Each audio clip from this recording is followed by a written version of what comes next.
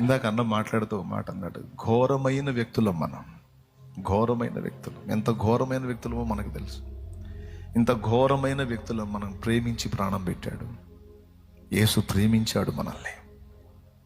ఎంత ప్రేమో, మన కన్నీళ్లు చూసి కథలో ఆయన పాదాలు ఆగిపోతాడు.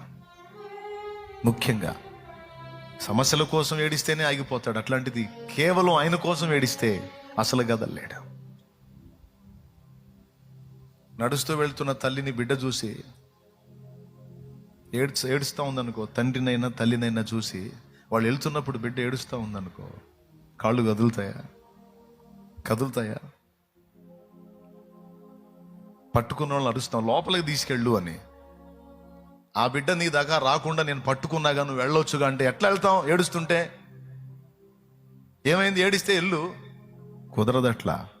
వాత్సల్యం, బిడ్డ ఏడుపు చూసి తల్లి కానీ తండ్రి కానీ తట్టుకోలేరు. అలాంటి ప్రేమతో ఆయన మనల్ని ప్రేమిస్తున్నాడు, అంతకంటే ఎక్కువగా. కాబట్టి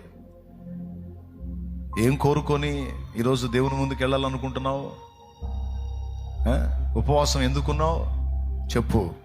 నా సమస్యలో ఒక ఎత్తు అయితే, అన్నిటికంటే పెద్ద సమస్య నేను నీకు దూరం అవుతున్నాననేది, నేను నీకు దగ్గర కాలేకపోతున్నాను అనేది, నీ సహచర్యాన్ని సహవాసాన్ని కోల్పోతున్నాను అనేది, నువ్వు నన్ను ప్రేమించిన ప్రకారం లోతుగా నిన్ను ప్రేమించలేకపోతున్నాను అనేది.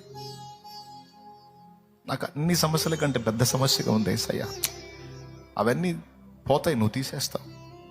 నీకు ప్రార్థించినప్పుడు నువ్వు అవి ఆలకిస్తావు, నీ సమయంలో నువ్వు తీసేస్తావు. వాటి గురించి కాదు, కానీ నాకు నువ్వు కావాలి ప్రభా. నేను కోల్పోయిన ఆత్మీయత నాకు తిరిగి కావాలి. నీతో లోతైన సహవాసం కావాలి, నీ సన్నిధి కావాలి.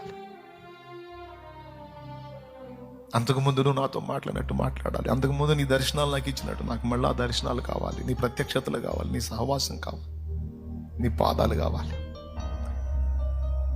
నీకోసమే నేను ఎదురు చూస్తున్నాను ప్రభా, అడుగుతున్నాను ప్రభా అని నీ ఆశలో, నీ విజ్ఞాపనలో స్పష్టత కనపరచు.